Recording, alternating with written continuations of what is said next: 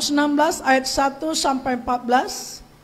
Temanya batu itu akan dipindahkan. Saya baca ayat ganjilnya, Bapak Ibu baca ayat genapnya. Di ayat yang ke-14 nanti kita bersama-sama. Saya akan mulai dari ayat yang pertama. Setelah lewat hari Sabat, Maria Magdalena dan Maria ibu Yakobus serta Salome memberi rempah-rempah untuk pergi ke kubur dan meminyaki Yesus.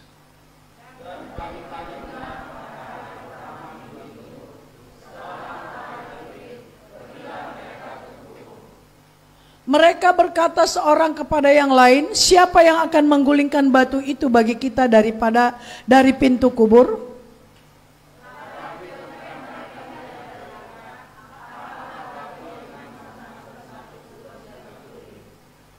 Lalu mereka masuk ke dalam kubur dan mereka melihat seorang muda yang memakai jubah putih duduk di sebelah kanan.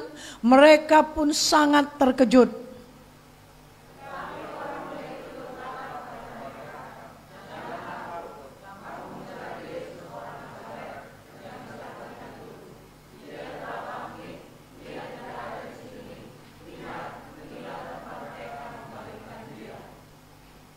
Tetapi sekarang pergilah, katakanlah kepada murid-muridnya dan kepada Petrus, ia mendahului kamu ke Galilea, di sana kamu akan melihat dia seperti yang sudah dikatakannya kepada kamu.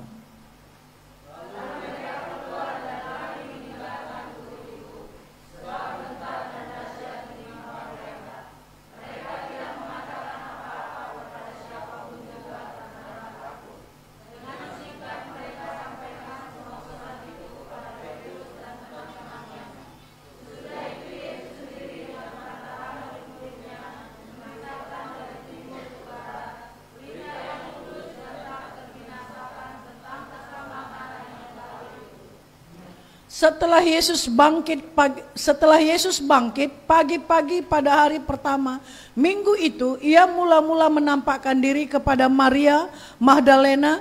Daripadanya Yesus pernah mengusir 7 setan.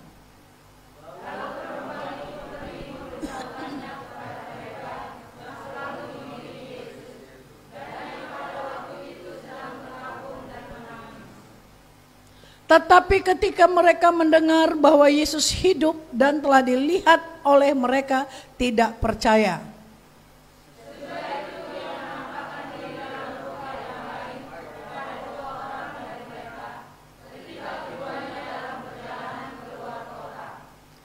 Lalu kembalilah mereka dan memberitahukannya kepada teman-teman yang lain, tetapi kepada mereka pun teman-teman itu tidak percaya. 14:1-2. Ya, akhirnya ia menampakkan diri kepada ke-11 orang itu ketika mereka sedang makan, dan ia mencela ketidakpercayaan dan kedegilan hati mereka, oleh karena mereka tidak percaya kepada orang-orang yang telah melihat dia sesudah kebangkitannya. Amin. Puji Tuhan, Bapak Ibu Saudara kasih dalam nama Tuhan. Sekalipun banyak orang yang ragu tentang kebangkitan Tuhan, banyak persepsi-persepsi yang lain, tetapi kita percaya bahwa Tuhan Yesus yang kita sembah adalah Allah yang telah bangkit dan hidup, dan sekarang ada duduk di sebelah kanan Allah Bapa untuk berdoa bagi kita semua. Amin. Di ayat yang keempat dikatakan, tetapi ketika mereka melihat dari dekat, tampaklah batu yang memang sangat besar itu sudah terguling. Nah, Bapak Ibu Saudara kasih dalam nama Tuhan, para wanita yang bermaksud meminyaki jenazah Yesus sangat patut dipuji atas kelembutan, kasih dan rasa hormat mereka bagi juru selamat. Namun saat mereka sudah hampir tiba di pemakaman, kesulitan memindahkan batu berat yang menyegel kubur daripada Tuhan Yesus membuat mereka menjadi khawatir, ketakutan, dan mereka tidak berdasar. Saya ulangi, membuat mereka sangat ketakutan, dan ketakutan mereka tidak berdasar. Batu itu sudah dipindahkan oleh malaikat. Bapak Ibu Saudara kasih dalam nama Tuhan, demikian juga sering kita alami. Kita kerap merasa perlu mengkhawatirkan kesulitan masa depan. Padahal Allah dengan murah hati akan menyingkirkan atau menolong kita mengatasi. Mari kita menerapkan iman yang lebih besar dalam menghadapi setiap rintangan. Nah, Bapak Ibu Saudara kasih dalam nama Tuhan, hari-hari ini banyak orang yang menjadi khawatir, banyak orang yang menjadi takut. Bapak Ibu Saudara kasih dalam nama Tuhan. Saudara kasih dalam nama Tuhan, pandemi COVID-19 tidak lagi begitu sangat membuat orang menjadi wah begitu. Tetapi hari lepas hari, saudara kasih dalam nama Tuhan mendengar, di sana ada orang meninggal karena COVID, di sini ada orang meninggal karena COVID. Nah, saudara kasih dalam nama Tuhan, saudara dan saya yang masih sehat, yang masih kuat, mulai dirasuki oleh perkataan-perkataan, oleh setiap berita-berita yang membuat kita tidak memiliki lagi iman percaya kepada Tuhan. Kita takut, kita khawatir. Bapak Ibu Saudara kasih dalam nama Tuhan. Saudara kasih dalam nama Tuhan, seharusnya di dalam hati kita sudah mulai berkata, orang percaya hidup bukan karena melihat. Orang percaya hidup bukan karena memiliki harta yang banyak. Orang percaya hidup bukan karena dia pintar, tetapi orang percaya hidup karena iman. Saudara kasih dalam nama Tuhan, apa yang menjadi kekhawatiran kita hari-hari ini?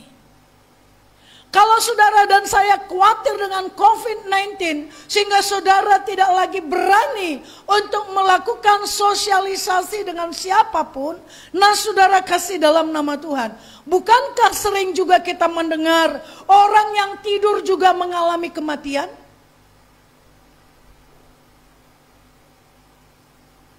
Pernah nggak dengar Bapak Ibu? Saudara kasih dalam nama Tuhan, baru-baru ini ada seorang ibu dari tempat kita berkata begini, boleh nggak kita doakan orang yang tidak satu gereja dengan kita? Dia sakit, begini. Ya mari kita doakan. Nah saudara kasih dalam nama Tuhan, setelah selesai didoakan, kita nggak punya urusan apa-apa. Urusan siapa di sana? Urusan Tuhan. Urusan saudara dan saya adalah berdoa untuk kesembuhannya. Nah saudara kasih dalam nama Tuhan, semalam saya mendengar bahwa dikatakan begini, orang yang sakit itu masuk dalam mimpi ibu ini dan berkata begini, aku sudah sembuh, siapa saja yang mendoakan aku mau berterima kasih kepada dia. Itu di dalam mimpinya. Tetapi besok paginya ada kabar menyatakan bahwa anak ini sudah meninggal. Dan rumah sakit menyatakan dia kena COVID. Nah saudara kasih dalam nama Tuhan, betapa luar biasanya Allah yang kita sembah. Dia tidak membuat kita menjadi khawatir. Justru dia menyatakan melalui mimpi bahwa dia telah sembuh karena dia dipanggil oleh Bapa Surgawi.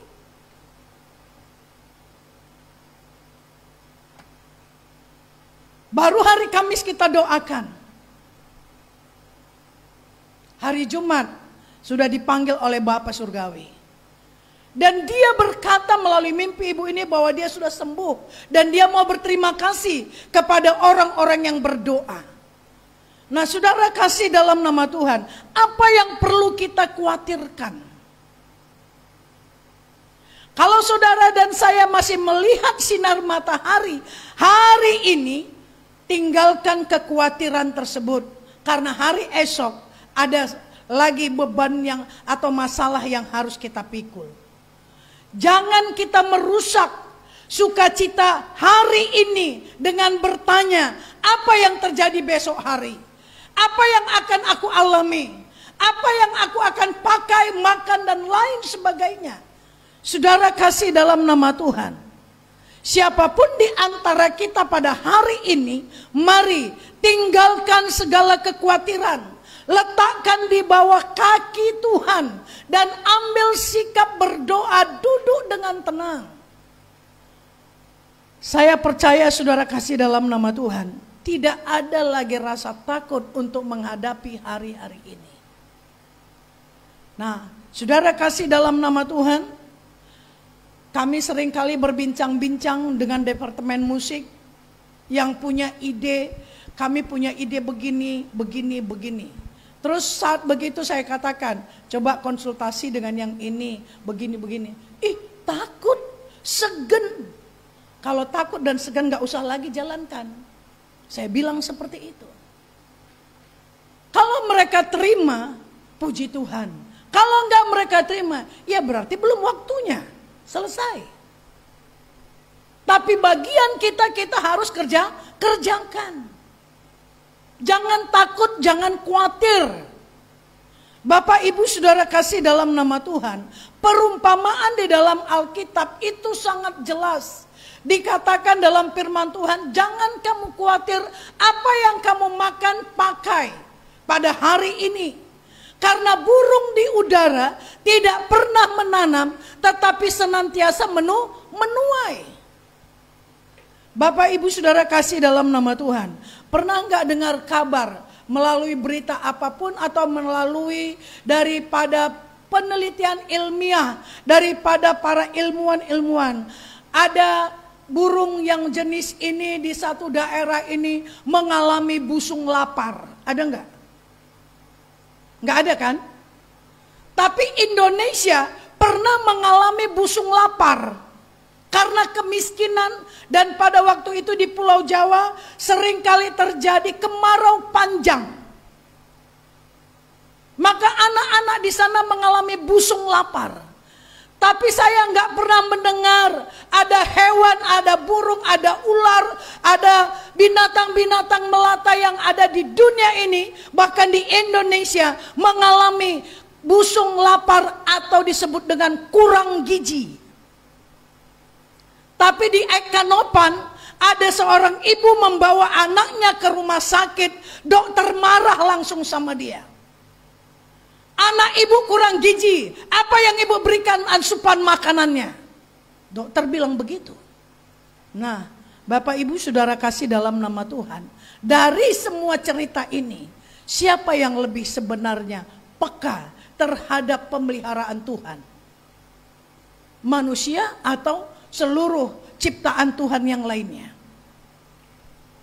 Manusia terlalu banyak kekhawatiran, terlalu banyak pertimbangan, terlalu banyak selalu pertanyaan-pertanyaan. Sama dengan wanita-wanita yang tadi datang untuk membawa rempah-rempah, ingin merempah-rempahi mayat Yesus. Mereka dengan semangat, dengan hati yang penuh dengan kelembutan dan cinta kepada Juru Selamat, mereka pergi membeli rempah-rempah dan mereka berangkat ke kuburan itu. Sebelum sampai di kuburan itu, di tengah jalan mulai ada rasa khawatir. Siapa nanti yang menggulingkannya? Batu itu besar loh. Kayak mana nanti? Bagaimana dengan rempah-rempah yang sudah kita beli ini? Saudara kasih dalam nama Tuhan, orang percaya tidak hidup dengan melihat, tapi orang percaya hidup dengan iman. Sekalipun mereka khawatir, sekalipun mereka ragu, mereka tetap melangkah. Sama dengan kita. Kerap kali ketakutan menghantui hidup kita. Kapan yang akan nanti terjadi ini sama saya? Sehingga kadang-kadang kita menutup pintu rumah kita rapat-rapat. Ada lagi lebih ekstrim dibuat di depan pintunya. Tidak menerima tamu selama ada COVID-19. Waduh. Luar biasa. Bukan berarti kita nggak peduli, saudara kasih dalam nama Tuhan. Kita peduli dengan keadaan situasi saat ini. Tetapi kita harus Percaya pemeliharaan Tuhan itu lebih besar dari segala apapun yang terjadi sedang kita hadapi hari-hari ini. Nah, untuk itu kita perlu banyak berdoa. Kita perlu banyak menyerahkan hidup kepada Tuhan. Kita mengikuti protokol kesehatan, tapi kita jangan lupa berdoa kepada Tuhan. Kita minta perlindungan, kita minta pembelaan daripada Tuhan. Hikmat yang harus kita minta kepada Tuhan. Nah, saudara kasih dalam nama Tuhan. Siapa yang menggulingkan batu itu pada waktu para wanita-wanita itu sampai di kubur. Begitu mereka sampai di pintu kubur, batu itu sudah terguling sendiri. Jangan takut untuk menghadapi hidup ini. Itu artinya Bapak Ibu. Apapun yang kita hadapi hari-hari ini, percaya ada Tuhan yang selalu memberi solusi bagi kita. Bukan berarti kita percaya langsung kita diam dan tunggu. Bukan seperti itu. Pada saat kita percaya dan meletakkan seluruh persoalan di dalam tangan Tuhan, kita berdoa, maka Tuhan akan memberikan jalan keluar. Dia akan memberikan solusi kepada setiap kita. Makanya orang-orang yang percaya kepada Tuhan adalah orang-orang yang kreatif. Saudara kasih dalam nama Tuhan. Di tempat kita ini sangat luar biasa. Kalau ada ibadah, nanti ada COVID. Gereja 2 jam dikatakan ada COVID. Ibadah kaum ibu, ibadah doa. Nanti COVID, bagaimana dengan jarak dan lain sebagainya. Tapi kalau ke pesta, dari jam 10 sampai jam 6 atau sampai jam 5, bisa marnortori, cerita, ngalor ngidul. Saya berkata, untuk ke pesta itu enggak dosa. Amin. Tapi mari berikan waktu kepada Tuhan. Kita kerap kali lebih takut melihat manusia daripada melihat Tuhan. Padahal Tuhan memberikan segala yang kita perlukan, segala sumber dari segala kehidupan kita. Tapi kita enggak takut. Dengan banyak dalih, dengan banyak alasan kita katakan. Di gereja itu nanti kami kena COVID. Jaraknya begini. Lebih parah lagi saudara kasih dalam nama Tuhan. Masker itu ada lagi sekarang ini dikatakan saudara ada bakteri-bakterinya. Jangan beli sembarang masker. Jangan beli ini, jangan beli itu. Semakin takut. Terus alat yang pencuci tangan stranger itu semakin dipakai, maka di tangan ini saudara. Kalau kita nggak bisa tanda tangan, maka buat cap jempol saja. Oh, sidik jari. Sidik jarinya hilang. Kalau pakai stranger sidik jari hilang, pakai masker ada bakteri. Saudara mau pakai apa? Semua menambah ketakutan. Dan terus lagi saudara, kalau kita memakai masker lebih dari 2 jam, maka kita akan bisa mengalami sakit paru-paru. Kenapa? Karena napas yang kita keluarkan itu balik lagi, masuk lagi, keluar lagi, masuk lagi. Maka timbul penyakit yang baru.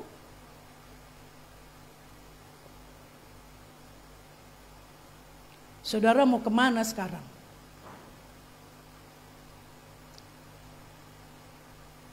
Saya hanya berkata kepada kita semua, saudara berikan kepercayaan kehidupan kita hanya kepada Tuhan. Amin. Hanya Tuhan yang sanggup memberi jaminan bahwa saudara dan saya ada dalam perlindungan.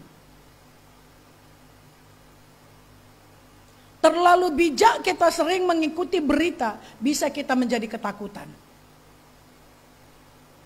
Nah, berikutnya saudara kasih dalam nama Tuhan. Pemerintahan kita melakukan vaksin untuk seluruh bangsa Indonesia. Di seluruh Asia, Indonesia paling utama menggebrak. Vaksin ditujukan kepada setiap penduduk. Dan harga vaksin itu mahal, Bapak Ibu Saudara kasih dalam nama Tuhan. Tapi apa tanggapan bangsa Indonesia? Presiden dululah, kan dia yang memberikan solusi. Dan dia harus divaksin di depan orang banyak. Bukan hanya orang dunia yang tidak mengenal Tuhan.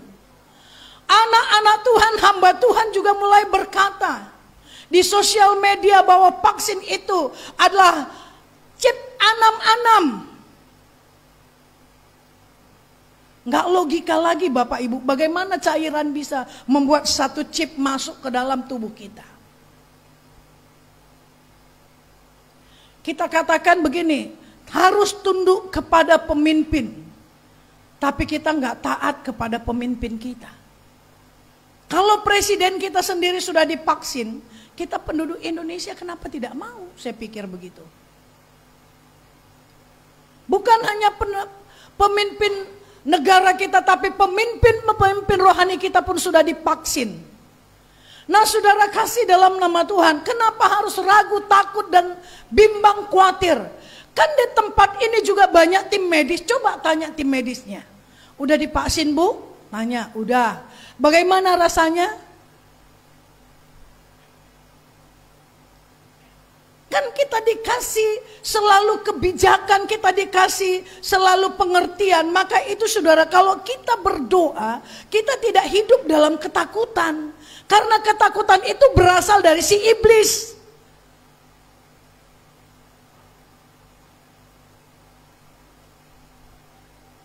Saudara kasih dalam nama Tuhan. Dan justru saya sangat bersyukur saudara kasih dalam nama Tuhan. Kenapa? Karena dikatakan begini, mereka yang sudah pernah kena COVID tidak perlu divaksin lagi. Diutamakan bagi mereka yang belum pernah kena COVID. Nah, saudara kasih dalam nama Tuhan, pada waktu beberapa hari yang lalu, Bapak Edi Prayetno bilang begini, semua gembala-gembala harus datang ke Medan untuk divaksin. Saudara, dengan susah payah Bapak Gembala kita dan Gembala Pembina berusaha untuk meminta persetujuan daripada Gubernur Sumatera Utara. Karena gereja kita diberikan 1.000 orang untuk divaksin. Nah, saudara kasih dalam nama Tuhan, apa yang dikatakan oleh Bapak Gubernur, bagi setiap hamba-hamba Tuhan yang sudah pernah kena COVID, minta darahnya menjadi sampel vaksin. Ayo. Karena nggak cukup. Vaksin yang tersedia tidak cukup. 1.000 orang sudah divaksin di rumah persembahan, tetapi masih ada lagi yang mendaftar. Sampai 600 orang di mana vaksin itu kurang. Maka diminta kepada orang-orang hamba-hamba Tuhan yang sudah pernah kena COVID, diminta sampel darahnya menjadi vaksin.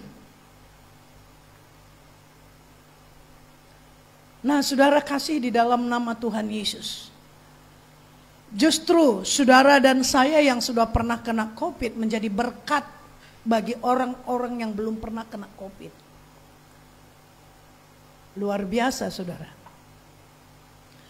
Saudara dan saya, semua penduduk Indonesia takut akan COVID-19. Tapi COVID-19 bisa menjadi berkat bagi saudara-saudara yang lain.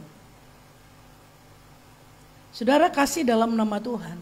Kalau kita sering berdoa kepada Tuhan, Dia akan memberikan ketenangan, kedamaian, ketentraman. Dan Dia selalu menunjukkan arah-arah yang harus kita kerjakan. Dan Dia selalu memberi hikmat bagi kita bagaimana cara untuk mengatasi hari-hari ini tentang kehidupan yang tidak lagi menentu hari-hari ini. Bapak Ibu Saudara kasih dalam nama Tuhan. Untuk itu Bapak Ibu Saudara kasih dalam nama Tuhan, mari kita maju dalam pelayanan hari-hari ini. Jangan takut saudara kasih dalam nama Tuhan dengan rintangan. Justru rintangan itu ada, itu membuat kita lebih kuat dan lebih kokoh lagi.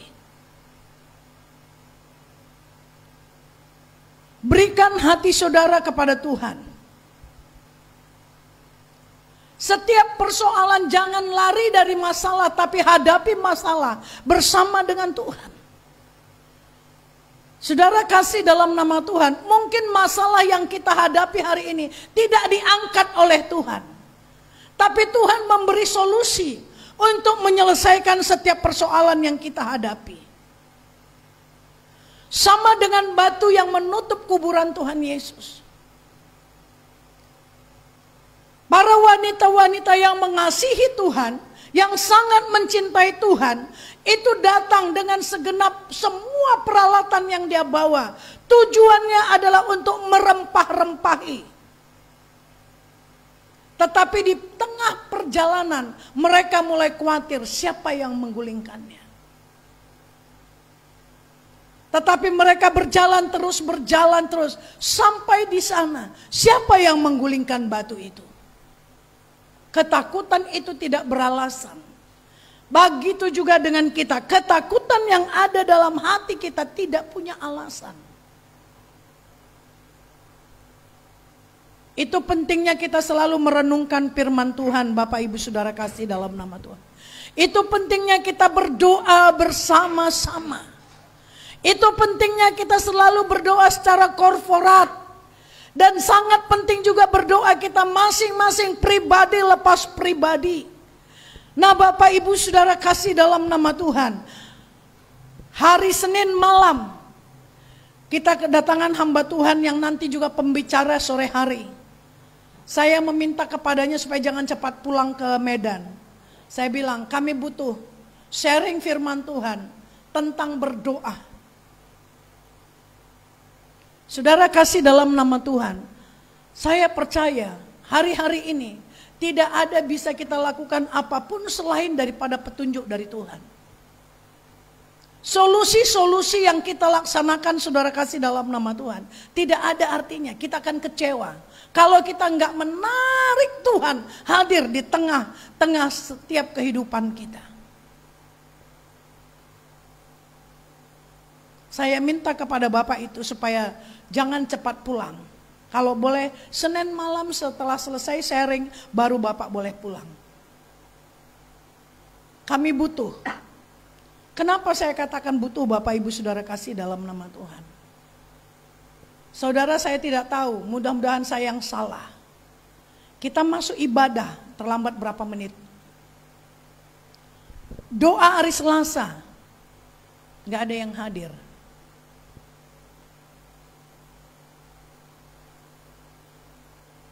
Doa bersama-sama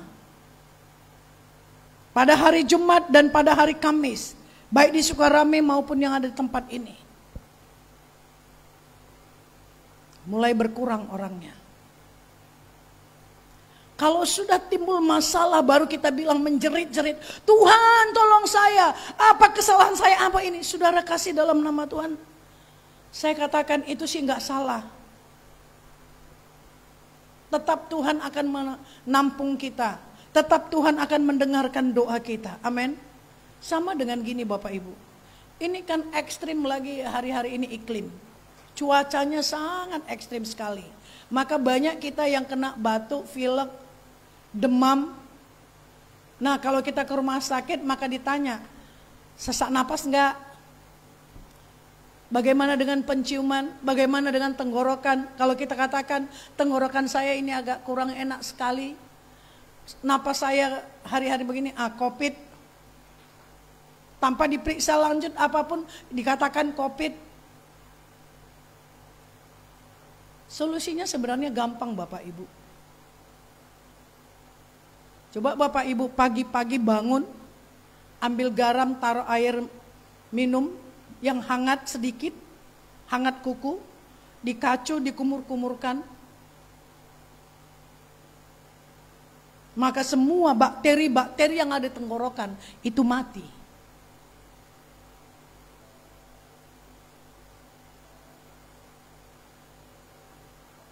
nggak susah obatnya.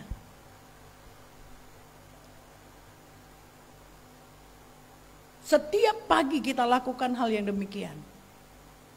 Seraknya pun hilang Bapak Ibu. Bapak Presiden kita juga sudah menganjurkan rebus serai, kunyit, jahe, taruh gula merah, minum. Sedikit aja. Gelas kecil aja. Minum setelah Anda kumur-kumur dengan air garam. Semua selesai. Saudara kasih dalam nama Tuhan. Tapi kita tunggu dulu. Daripada melakukan itu, tunggu dulu sakit, demam parah, panggil pendeta, bawa ke rumah sakit dengan berobat. 1 hari di rumah sakit, tidak pakai BPJS, nggak bayar.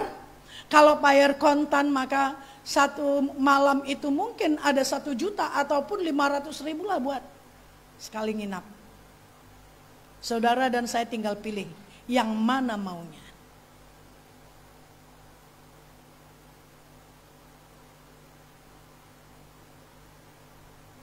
Nah, sekarang kembali kepada kita semua. Jangan khawatir tentang kehidupan. Amin. Orang percaya hidup dengan iman. Iman apa yang tidak pernah terlintas di dalam hati, dalam pikiran, itu yang Tuhan sediakan bagi saudara dan saya. Hari-hari ini saya mohon kepada setiap kita, tambahkan jam doa-doa kita. Supaya saudara dan saya tetap ada dalam perlindungan Tuhan. Saudara kasih dalam nama Tuhan, saya dapat resep itu bukan dari orang yang percaya. Saya mendapatnya dari saudara kita, sepupu kita saudara. Saya lihat YouTube dan dia katakan, untuk seperti ini coba lakukan ini. Saya lakukan dengan air garam. Selesai. Dan justru dikatakan begini, kalau Bapak Ibu sudah sering mengkonsumsi obat-obatan berzat kimia, dalam 1 minggu daun seledri direbus 1 cangkir, minum. Itu akan mendetoks semua zat kimia yang ada dalam tubuh saudara. Itu akan keluar. 1 minggu sekali saja.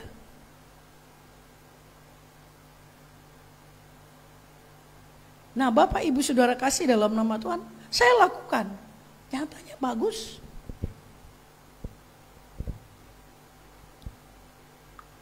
Tuhan akan memberikan hikmat bagi kita. Tuhan memelihara hidup saudara dan saya. Tuhan tidak pernah meninggalkan saudara dan saya.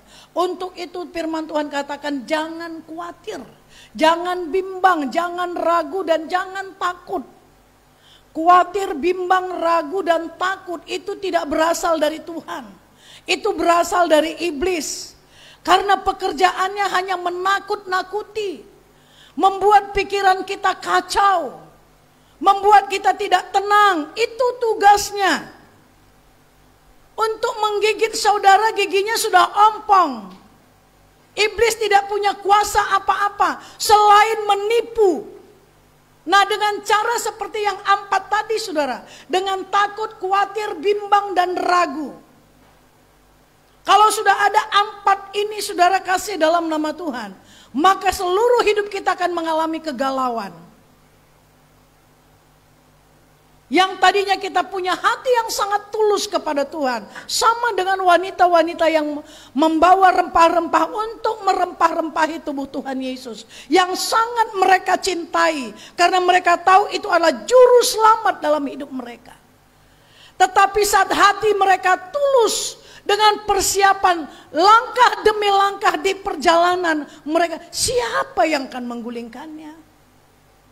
Membuat langkah itu terhenti, membuat langkah itu stop. Dan kerap kali kita juga demikian. Karena banyaknya pertimbangan-pertimbangan, akhirnya kita tidak lagi meminta hikmat daripada Tuhan.